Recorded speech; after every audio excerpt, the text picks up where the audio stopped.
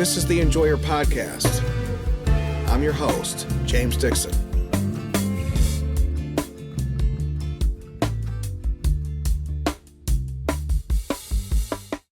Last episode, I made the case against Governor Gretchen Whitmer as a presidential candidate in 2024.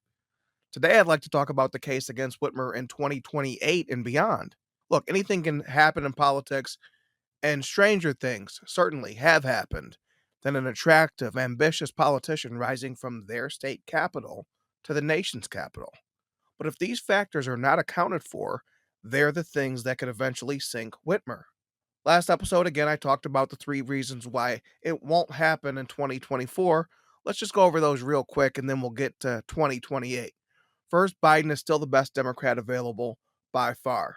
Biden polling says that Kamala Harris would do as well as Biden does, and so Biden has actually tied their fates together. Second, there's the Kamala Harris problem. You need black girl magic on the ballot. Democrats saw what happened to Hillary Clinton in 2016 when there was no black person on the ballot. Black people weren't going to accept going from 8 years of having a black president, the first ever black president, to no representation on the next ticket. You might think that that shouldn't matter, that people should rise above certain things, but the Democrats absolutely care about certain things. They care about those things. They care about the racial and sex hierarchy that you might write off. These things matter to them, and so they've created for themselves a Kamala Harris problem. Another problem is that Harris is a lot more skilled and shrewd than people think. She is the heir apparent. If Biden were to leave the presidency right this second, Kamala Harris would take the seat. If Biden were to leave the candidacy, Kamala Harris would take the seat. We all know this. This is how things will work and how things have to work. The Washington media is pretty bad, but this third problem would affect Harris and Whitmer as well. If Biden deems himself unable to run, he's not well enough, he doesn't have his help enough, he's not fit to be president of the United States in 2025 and beyond. If that were to happen, the next round of questions would be who knew what when. Since the debate, the media is already acting like the wool was pulled over their eyes, that they had no idea of Biden's condition, and Biden's aides said that the emperor's robe was stunning and brave, and all we could do is just go by what we heard, and we heard things were great, and then we watched the same TV show you did, you normal people of America, and we were as shocked as you were. Consider all the reasons a journalist would not want to come off as clueless. They've chosen to come off as clueless in this case because they were there to represent the emperor, and the emperor made a fool out of them. Washington journalists don't like when stuff like that happens. It's part of the reason why they're so dead set against Donald Trump.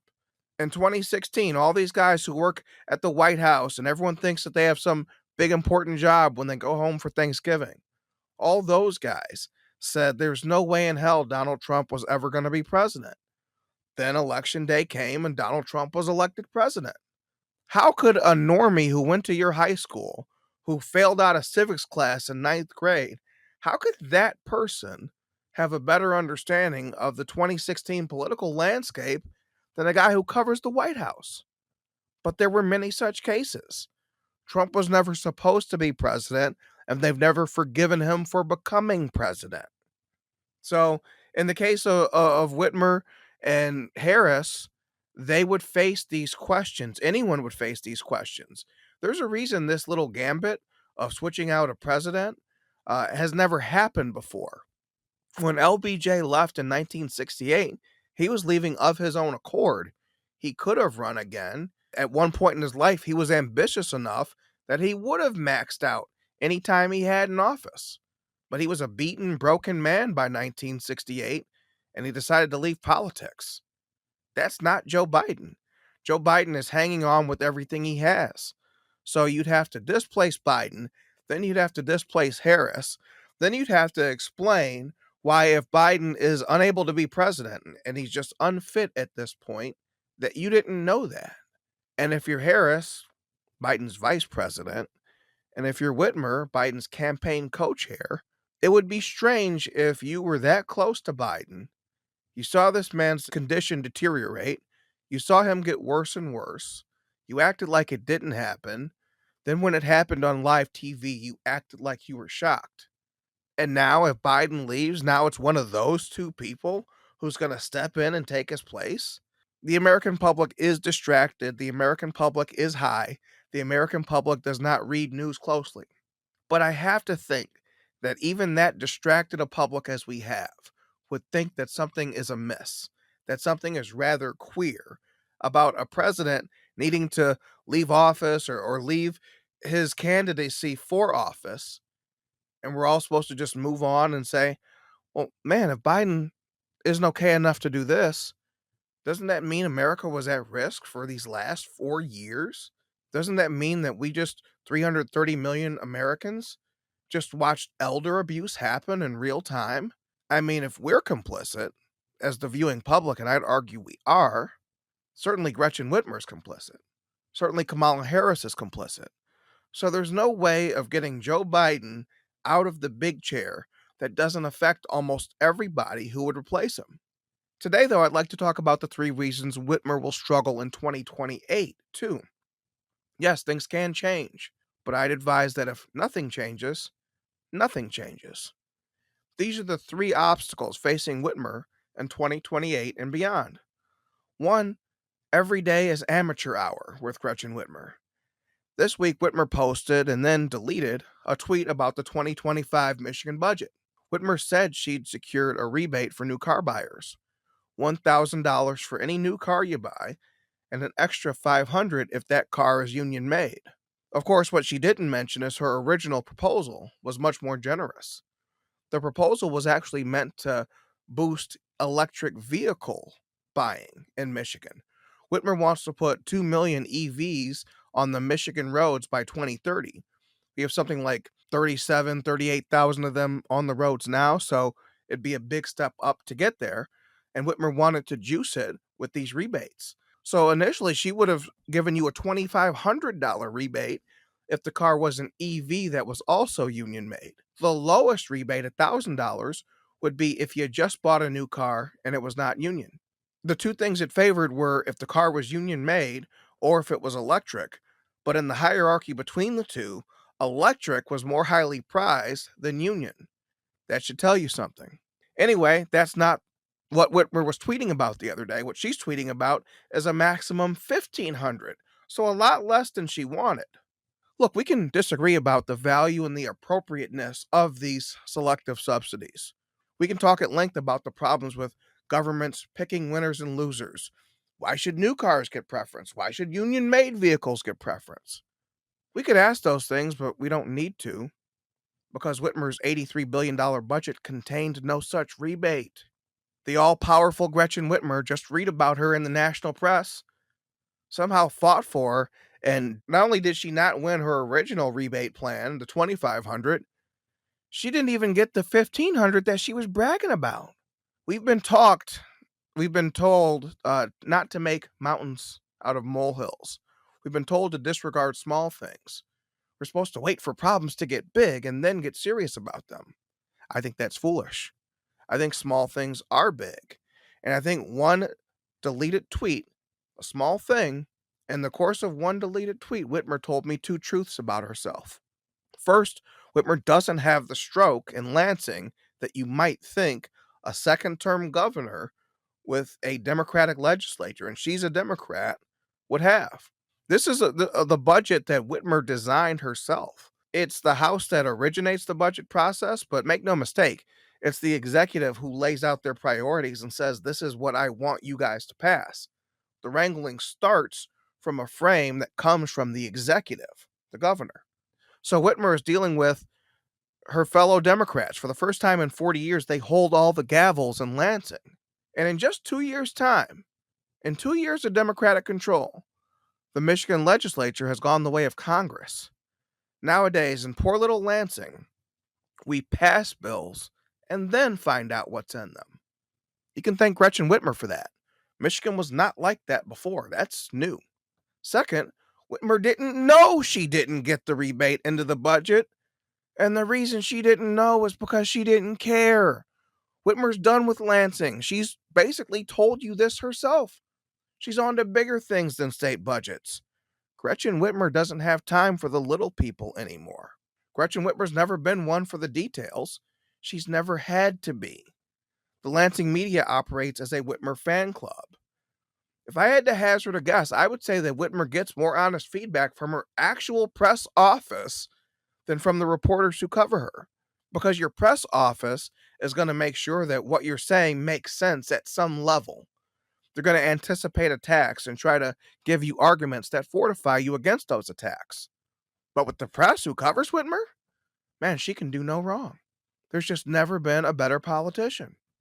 I believe that sometime during the pandemic, the Lansing media transitioned. It wasn't Pride Month, so they weren't open about this. But they did transition. They adopted the we're all in this together mindset. They stopped covering the governor and started covering for the governor. The other day, Politico ran a bad story on Whitmer. Using third-hand information supplied by a political rival, it quoted Whitmer as saying that Biden couldn't win Michigan this year. Whitmer denied the remarks and managed to swear while doing it, saying the Politico source was full of shit. This swearing is a bad habit Whitmer's developed. Again, amateur hour.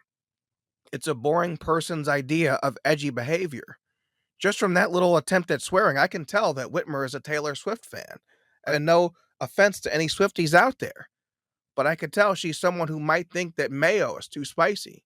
That Whitmer goes to this swearing well so often is an indication of a politician with all the power in the world, but nothing to say.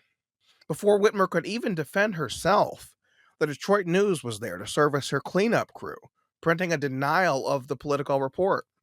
Look, normally I'd be critical of this instinct. It's not the job of a journalist to protect a politician.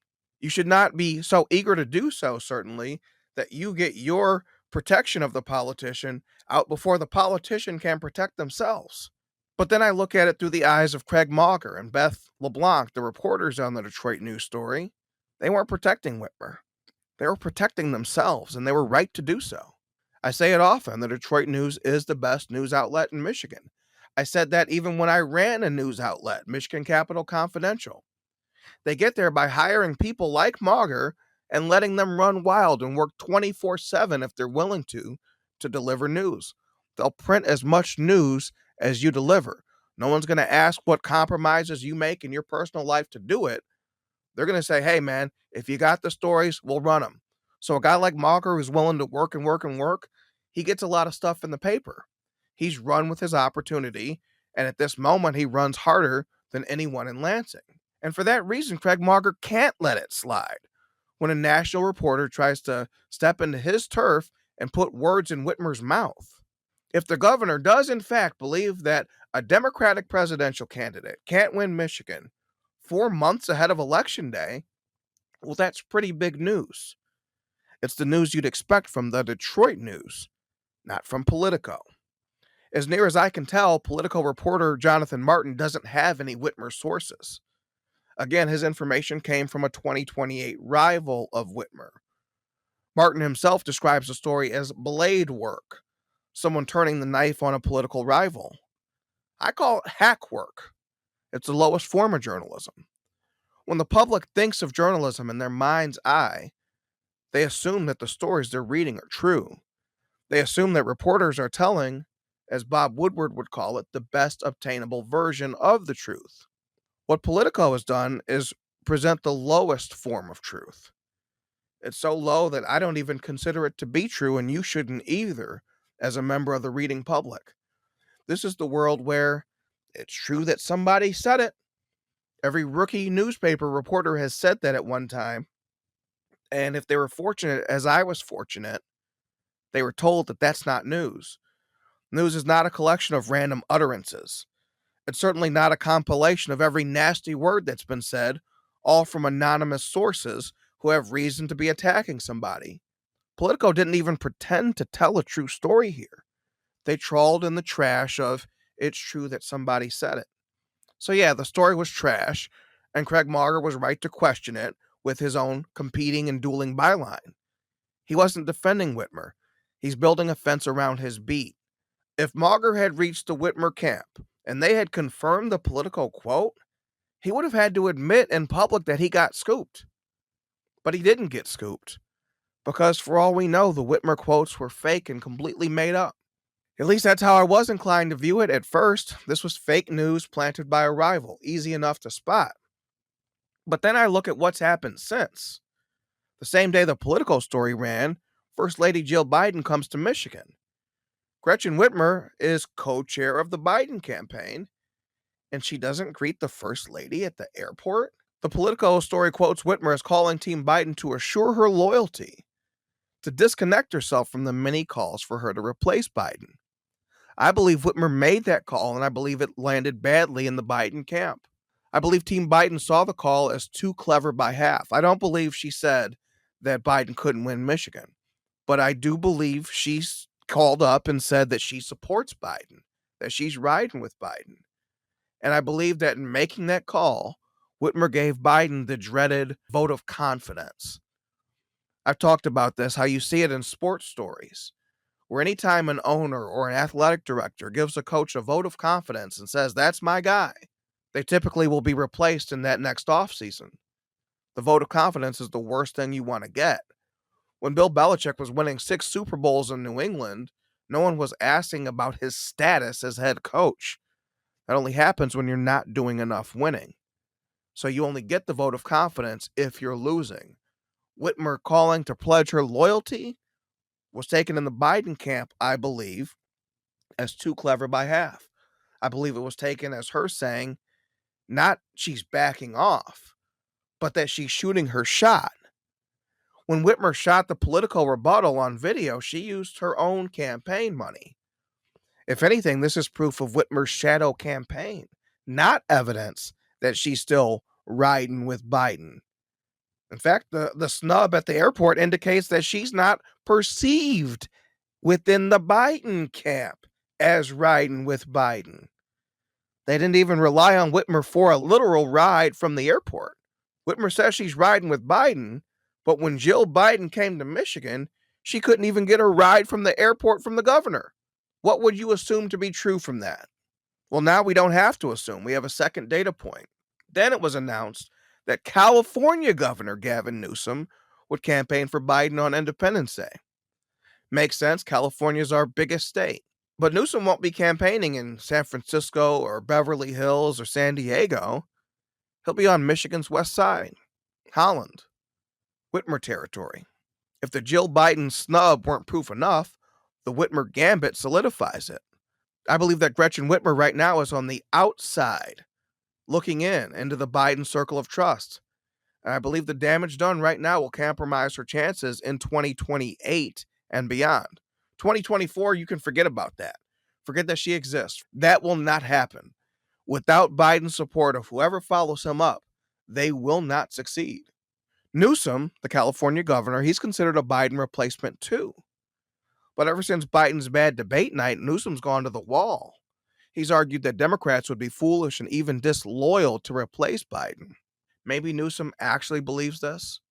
Maybe Newsom understands that he's on the bottom of the sex and race hierarchy in the Democratic Party, and that he better just support the status quo. If Biden were to drop out, all of America, and especially all of Black America, would expect Kamala Harris to step up.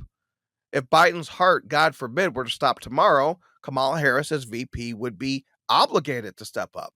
So it's natural that if the guy bows out of a campaign, Kamala Harris would replace him then. The Kamala Harris situation has to be managed, and Democrats have themselves to blame for this. File this one under play stupid games, win stupid prizes. In summer 2020, after the death of St. George Floyd, Whitmer got caught up in the spirit of the age. She said that Biden should pick a Black woman as vice president, right smack dab in the middle of the vetting process, and even placed this story in the Associated Press. Harris was basically the only viable Black woman option. Checkmate Harris. And now Harris forever has a spot in the history book, regardless of what we may think about her. In the Democratic hierarchy, it's better to be a woman than a man, and it's better to be Black than white, so Harris is at the top. The exception comes when the opponent is orange, and you've all worked yourselves into a frenzy for a decade and said that that man will end our democracy. In that circumstance and emergencies, the corners of the big tent put their own needs and wants aside. They choose the guy who can win.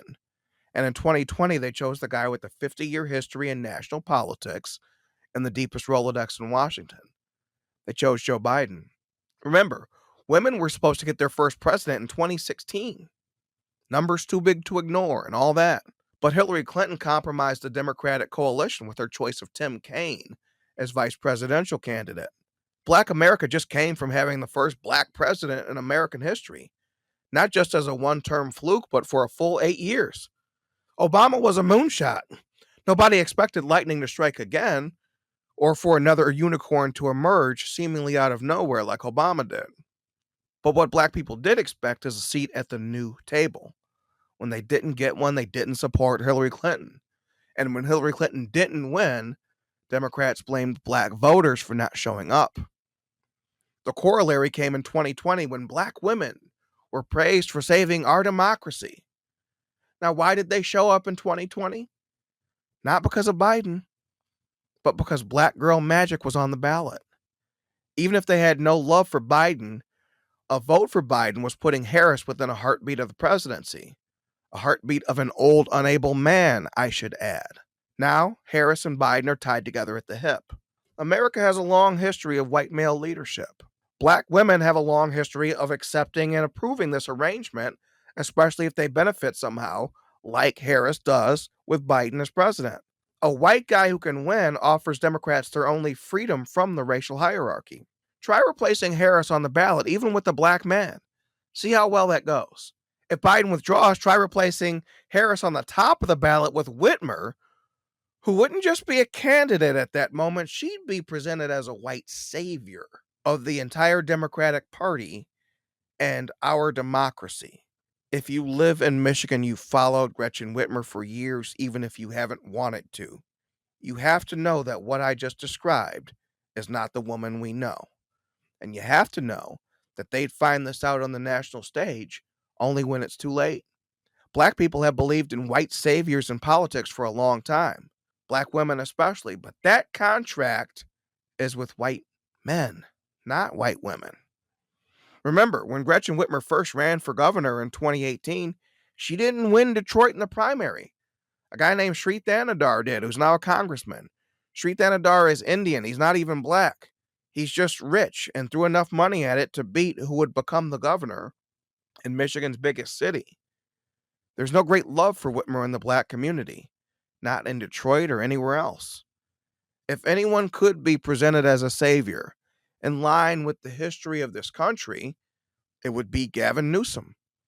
Newsom is smart enough to know that the best way to get Joe Biden's blessing is to look like he doesn't want it. Whereas Whitmer must have thought this was Shark Week because she got caught with the shark eyes. Newsom's strategy is to serve Biden so faithfully that he's almost viewed as a political descendant. That's technically Harris's job as vice president. But Newsom is out here fighting for extra credit, and he's winning it on Whitmer's turf at her direct expense.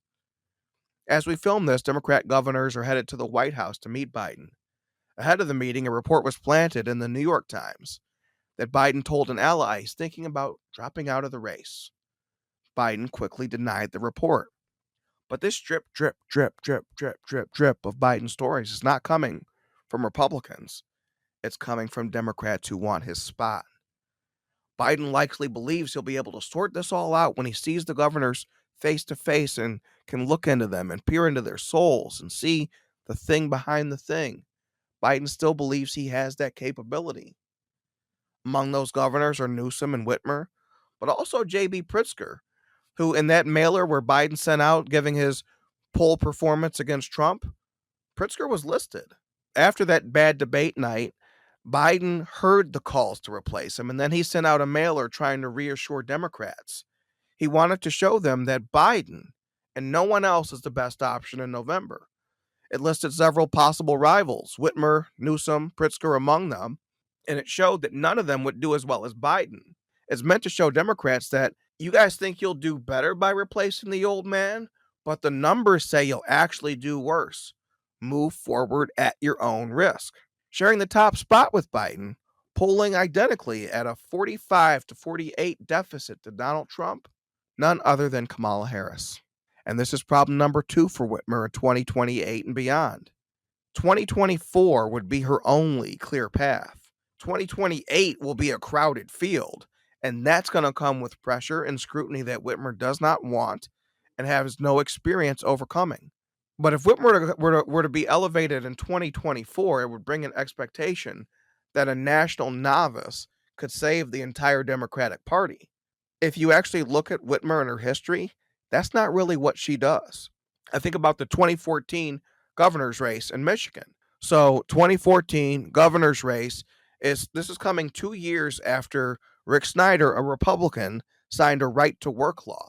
Michigan has been a union state for as long as there's been unions, and now we were a right to work state.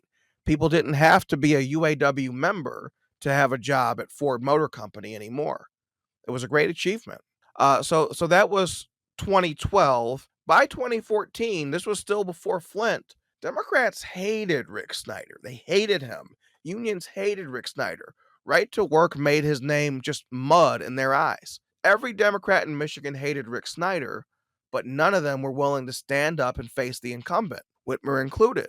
Democrats eventually got a guy named Mark Schauer to take, he was the sacrificial lamb that year, to take the risk, to put his head out and get it beat. But Whitmer didn't even choose to be Schauer's running mate in 2014. Whitmer's smart. Whitmer didn't want to book a loss on her record. She laid in the cut, she waited her turn, and in 2018, she went for the big chair, not vice anything.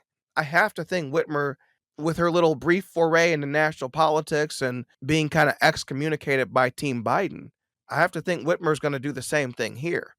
2024 is just simply not going to happen. She has to get that out of her head right now. Obama was respected in 2008 because he came through the lion's den. He beat the Clinton family at its own game. He turned an idol, Bill Clinton, into a rival. Winning hard battles earns a person respect and esteem and even makes them feared politically. Obama never had a crown placed atop his head. He had to come through the fire. Whitmer's never been through the fire. And this is where the Lansing media, Whitmer's Amen Corner, will someday prove to be a handicap. Whitmer has lived in such a protective bubble in Lansing that she falls apart under tough questioning. Twice during tough interviews, once on Detroit Fox, the other time on CNN, Whitmer pretended to have technical difficulties so as to avoid tough questions. There's that amateur hour problem again. Whitmer's bag of tricks is undeveloped because she's never had to grow. Gavin Newsom in California was once mayor of San Francisco. Even though he's in line with the politics of his state, he's faced hard coverage actually for years. You can find interviews from back when he was mayor where he's taken serious heat from the local media. It's no joke. They got Pulitzers out in California. They have serious reporters. And even though they're all Democrats, Newsom still has faced heat. Newsom's also faced and survived a legitimate recall attempt. He's had to see his political life flash before his eyes. Whitmer hasn't. The transition from Lansing to Washington is the transition from T-ball to the major leagues. Whitmer's fan club in Lansing hopes to ride her coattails to Washington someday. But their best way there and her best way there are the same, with skeptical coverage that asks the right questions. Because Whitmer has faced so little heat in Lansing, her skill set is not ready for the national stage. Only when it's too late to realize it will Whitmer say, "Oh my God, my fan club has let me down." That political report was dubious, yes, but it did damage Whitmer just as her name is getting out nationally. It made her look power hungry and ambitious and not really that smart, which is who we know as our governor in Michigan. Anyone who lived through 2020 in Michigan could tell you the same thing. As national reporters look into Whitmer's record, I'm interested in what they say and what they think about the Michigan coverage of Whitmer. They will not find investigative feats or even reporters who ask the questions you would expect. They'll find the work of reporters who've taken it upon themselves to write stories in Whitmer's voice, who question her less than a press office would. The repeaters have just written down whatever's said. It's weakened them and it's weakened her.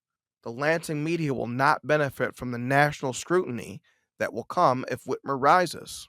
Third, and this is an extension of the amateur hour problem, Whitmer made her move too soon, and she has a lot of knives out for her right now. The Jill Biden snub and the Newsom move, Those both taken together, they send a clear message that Whitmer, regardless of her title, is outside the Biden circle of trust. Biden has friends, Biden has loyalists, and now Whitmer has taken off more politically than she can chew. By putting herself out there as the candidate America wants but can't have, Whitmer invited that political attack, which in my guess came from the Harris camp. More attacks will be coming, especially if Biden is actually unable to continue running. This, again, will show the difference between Lansing and Washington. Whitmer's given some access to national reporters, but she doesn't have a fan club quite yet. A motivated reporter would ask Whitmer if she knew about Biden's condition, when she knew it, and what she did about it. This puts her in a double bind. If she answers honestly, the disloyalty argument only grows and she turns off more Democrats. If Whitmer protects Biden, she'd be lying to America, knowingly, obviously, clearly, without regard for how it looks. A normal, curious Washington reporter ideally would ask these questions. Instead, if they are asked, it's likely that a patron of a Whitmer rival will ask those questions on behalf of their favorite politician. Except that time, the favored politician won't be Kamala Harris. Because if we'd expect a Biden campaign co chair to know about his condition, surely his vice president would too. Harris would fare no better than Whitmer in that round of who knew what when.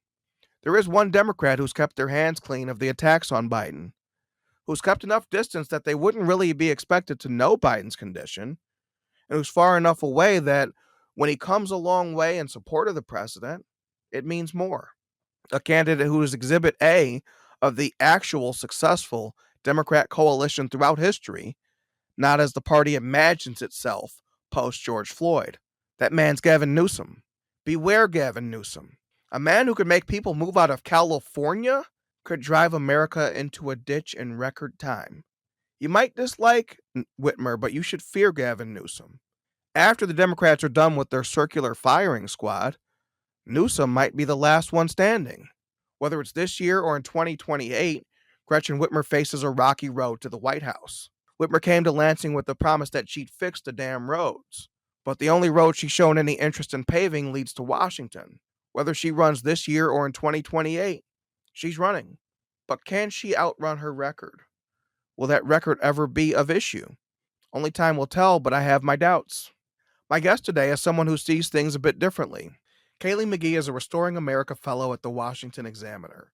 She's also a Michigan native, a fellow enjoyer, and a Hillsdale graduate. Kaylee, we'll get you started on an easy one. What do you enjoy about Michigan? What do I enjoy about Michigan? The summer weather, for starters. I live in Washington, D.C. right now, and the summers here are horrible. I would not recommend. 90% humidity, 90 degrees on an average daily basis. I miss the lake days. I miss being up there, and I also miss the fall weather too, the crisp, cool autumn. We don't get that here either. So that's one perk that you forget about those things during Michigan winters, but there are massive benefits to the other seasons. You know, I did spend my first year in journalism out in DC. I kind of took a red shirt year at the American Spectator Collegiate Network Fellowship. And the thing that shocked me, I didn't know there was cold humidity. Yeah, I thought it was hot and humid or it was cold. No, there's cold humidity too. it's just constantly humid. You just have to accept that and accept that you are going to be, this is kind of a gross word for it, but moist all day, every day.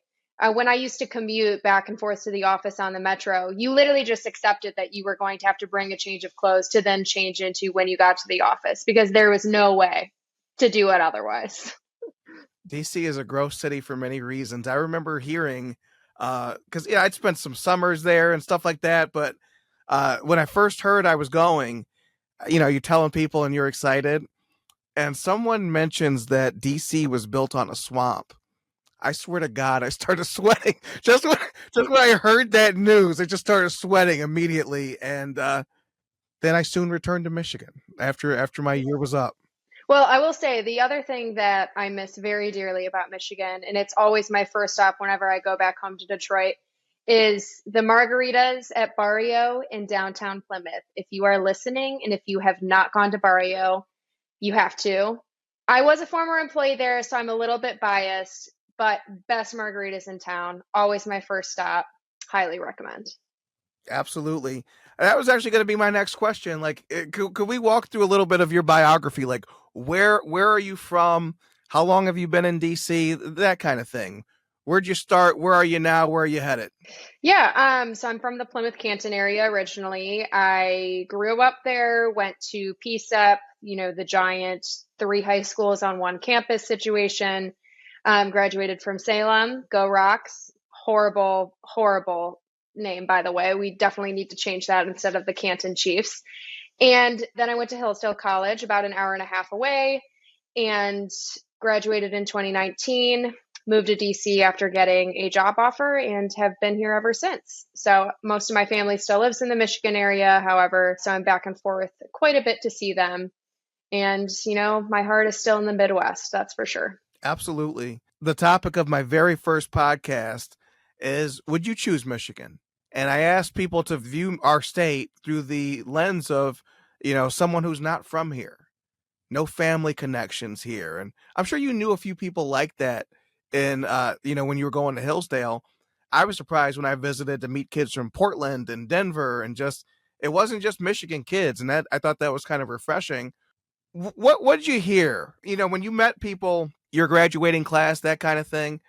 What was their outlook? Because I can tell you, 15 years prior, no one wanted to stay in Michigan. What's the outlook these days about wanting to stay in Michigan after you're done with studies? Yeah, I think at Hillsdale, it's sort of a unique situation because if you haven't been to Hillsdale's campus, it's in the middle of absolutely nowhere. In the middle, towards the bottom of the state, you're at least 30 minutes from any sort of civilization, period. There is one dive You bar can't in the stay in Hillsdale. no. There's one dive bar in the entire town, which rocks, by the way. But the best burgers at the bowling alley, and that's about it. So I think that students at Hillsdale sort of had a bias against the state because that's what they thought Michigan was. They thought it was Hillsdale and that they had to drive a very long ways to go to a Trader Joe's or to Ann Arbor or something like that. But I'll just say, like, from my own experience growing up in Metro Detroit, I actually have a column coming out on this in the Enjoyer soon. I don't, as of right now, I would not move back to Metro Detroit. And I think that's for several reasons. I think that there's a total lack of career opportunity in the state for across various industries. And I think that the other sort of pulls to a community are very much so lacking in the area right now. Like when we think about what are some of the things that we look for when we want to settle down, we're looking for good schools. We're looking for a community that's active and involved. We're looking for engaged churches. And my experience in high school and even through college when I went back home is that those key factors are missing right now, especially from the Metro Detroit area. And so, no, I don't think that there's a significant pull for me to be back there, except for my family, whom I love very, very dearly. But, when you're weighing everything, it's a difficult decision to make at this point. Absolutely. So Gretchen Whitmer is always a big topic of discussion in Michigan, but especially right now, nationwide, she has dipped her toes into the swamp, and the sharks are out, or the alligators, or whatever lives in swamps is out for her. But you believe that she could be viable. Do you believe that she could work in 2024, or are you thinking more future focused? So I do not think that she's viable for this election cycle. She would have been if the Democrats had allowed an actual primary to take place. And in my opinion, she's one of the best possible candidates that the Democrats have at this point. I think she'll be great in 2028. Oh yes, 100%. And we'll get into this. But I think 2028, I honestly would be surprised if she decided to act now, even though the Sharks are also sort of circling Biden at this point. And that's because when you have a lot of political potential, why would you muddy yourself with a really nasty open convention and potentially ruin your chances of an easy nomination in 2028? I just don't think there's a lot of incentive for her to take any decisive action right now, unless there were actual people in place who were, telling her you will get it if you put your hat in the ring. However, I don't think that those forces are in place right now. So I don't think that we'll see any action from her. I think that for sure she's going to use this opportunity to build up her own political profile. I think that even the rumors of her being a Biden alternative are extremely helpful to her political aspirations. I think of that tweet that she put out a few days ago where she was shutting down reports that she was floating herself as an alternative. And she was like, how dare anyone say that I won't help Biden take Michigan back? And yet the link to the fundraiser was to her PAC. It wasn't to the Biden PAC, it was to hers. So she is certainly milking this for all that it's worth in order to build up her own profile. But I don't think that we see any decisive action from her until 2028. I wonder if the way she's carrying things right now will hurt her in the future. I mean, Biden himself knows who these suitors are. He himself sent out polling comparing himself to other Democrats. So he knows the names, he knows who's in the game. But Whitmer in particular seems to have been caught out of position. She seems to have been caught not with the thing, but trying to get the thing, but not having it yet. She seems to be in kind of a no man's land where your best thing you had going for you was being part of Team Biden. And now you're not because you moved too early. Could that affect her in the future, being seen as disloyal or perhaps too ambitious? Well, I think she's trying to mitigate any harm to her by, tweets like the one that I just mentioned of her emphatically stating that she still is Team Biden. However, I think that this is what every single Democrat is trying to figure out right now is which side is going to come out on top of this entire debacle. Because you can see that they're all really hedging around the question here, which is it going to be Biden? And their political futures are all affected by that answer one way or the other. And so no one really knows what to do. No one really knows if it's going to be more politically beneficial for them to stick with Biden or if it's going to be more politically beneficial for them to jump on board the dump Biden train because no one knows who's going to come out on top of this situation. So they're all really making that self-interested calculation at this point. And I guess we'll see what Whitmer does. But as of right now, it seems very much so that she is trying to stick with Team Biden while, as I mentioned, boosting her own profile as she goes. What do you think about that Politico story? I thought it was completely untrue, but also a window into how Whitmer will be covered. The Washington press corps, I think, can be very deferential to a sitting president, but until you have that chair, it's you're going to be vetted, and she's in that vetting process right now, and that involves stories being planted by your rivals. What do you think about the provenance of the story, how it portrayed Whitmer, and how it will affect Whitmer? Well, I think it's certainly the least favorable coverage that she's received in her entire governorship. This is someone who's really used to being, having fawning praise over her all the time because the media just drools at whatever she does. Because again, she's hip, she's Gen Z affluent, she knows how to talk to the young, or at least these are the things that they've said up until this point. But very clearly, there is an establishment effort to sort of put her in her place. And this piece was an example of that. And you're right, if she does step up her national profile, moving towards, let's say, a 2028 election cycle, she can expect more coverage like this. However, I don't think it's going to be from the liberal outlets. I think it's going to be from the conservative outlets. I mean, we see how the liberal outlets run cover for Biden for the past several years. And the only people who were actually raising concerns about Biden's mental fitness were conservative pundits and conservative news media in general. And so if Whitmer is crowned the next, favorite, she's going to receive the same deferential treatment from the liberal media that they've been giving to Biden. And to be clear, the only reason that the liberal media is now turning on Biden is because they're legitimately afraid he's going to lose. And they just want to, choose who's not going to lose at that point. But I think that bias that's at work here is always going to work in favor of whoever the Democrat is and against whoever the conservative is. And, in a Democratic primary in 2028, maybe she gets tussled a bit more. I don't know. And see, even then, my thought is not that the media will do the right thing and that they'll, get curious.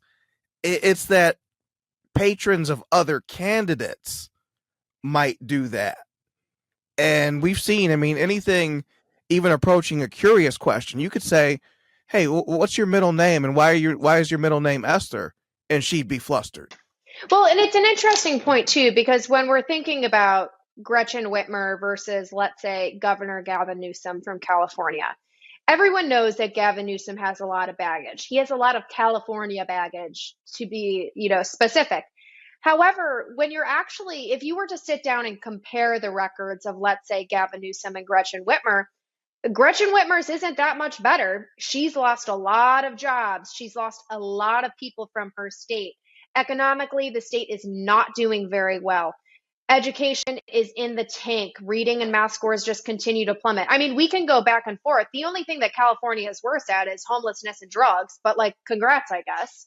And so, Michigan's not doing that. There's no poop map of Michigan right now, not that I've seen. Maybe there will be in the future. Who knows? And admittedly, I have not looked. I will out myself as not having put much research into it, but I don't think there is.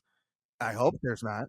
But, there's a reason why a lot of my family members back in Michigan have been telling me, they're really worried about the state becoming the California of the Midwest. And this was especially true after the abortion amendment passed through by an overwhelming majority. I mean, it's one of the most radical amendments in the entire country, akin to California's.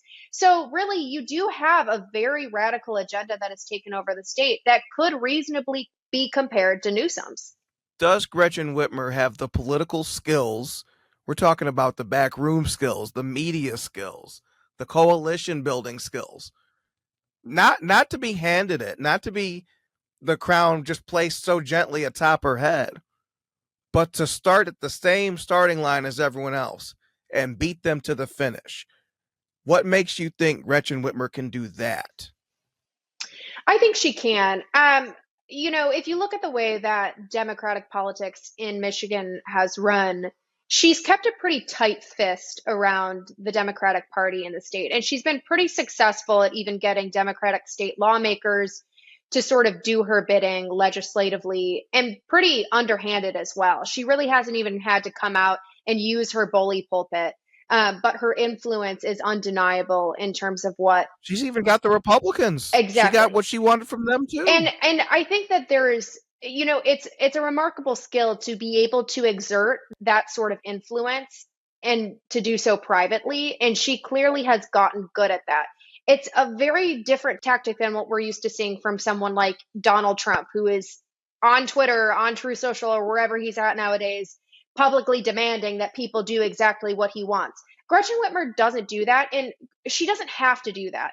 And so I think that, looking at her record, I do think that she would be able to do the backroom deals. I do think that she would be able to negotiate her way into a really strong starting position. And it might not be a public thing, but she's already been pretty successful at it. And I think that people underestimate how good she is at that, actually. You are a Michigan native. You know the many problems with the Lansing press corps, especially under Whitmer. Just too deferential, not curious, no probing questions. How would you compare it to that of our nation's capital? The Lansing press corps problem is not as much of a bias as it is just pure laziness. No one there wants to do their jobs. It's like not curious is a perfect way to describe it. It's not that these people are shills for Whitmer necessarily. They're actually just not interested in doing their jobs. And so it's a massive disservice to the Michigan public, who deserve fair reporting. They deserve in depth reporting. They deserve people to be asking tough questions of their elected officials. And yet everyone is too lazy to do that in the Lansing press corps. And I think, it's different in Washington, where the press corps out here, they work overtime. They are absolutely doing their jobs, but it's for a very different reason. They have their own agenda that they are pursuing, and they work tirelessly to implement that agenda. And so I think it's two very different issues that one can be easily solved. Michigan's problem can be very easily solved by finding new people to be reporters, quite literally just hiring better people and expecting more. Also, it comes from, the readership expecting more of their reporters, expecting more of their media outlets. So I think that problem is pretty easily fixed. The one in Washington, not so much. No, no, I don't see a real solution there. Kaylee, what would you have people know about yourself, where to find you, what you write about? Tell us about your work right now. Yeah, so you can find most of my work over at the Washington Examiner. When I write, I tend to focus largely on cultural issues. So, talking about education, religion, anything that would be classified as a culture war topic, that's what I'm really interested in. And I'm really interested in also, how politics affects the average American. We talk a lot about the working class American, and I think of my own neighbors growing up in Detroit. Many of these people have worked in the auto factories for years. They were heavily affected by the '08 recession. All of my friends' dads lost their jobs. And these are also people who are pretty politically independent. These are, the Obama, Trump, Biden voters that everyone talks about. And they're very much so overlooked in a lot of media and in the political sphere in general. So I'm very interested in being able to tell their perspective, being able to share their stories. Also, just looking into how the policies that everyone in the Beltway loves to talk about, how those policies actually affect those Americans most directly. So, yeah, I'm on social media as well, Instagram and Twitter. But yeah, looking forward to covering this more for you guys in the days ahead. Absolutely. Kaylee McGhee, friend of the program, great thinker, great writer. Give her a follow on Twitter X. Kaylee, thank you so much for taking the time.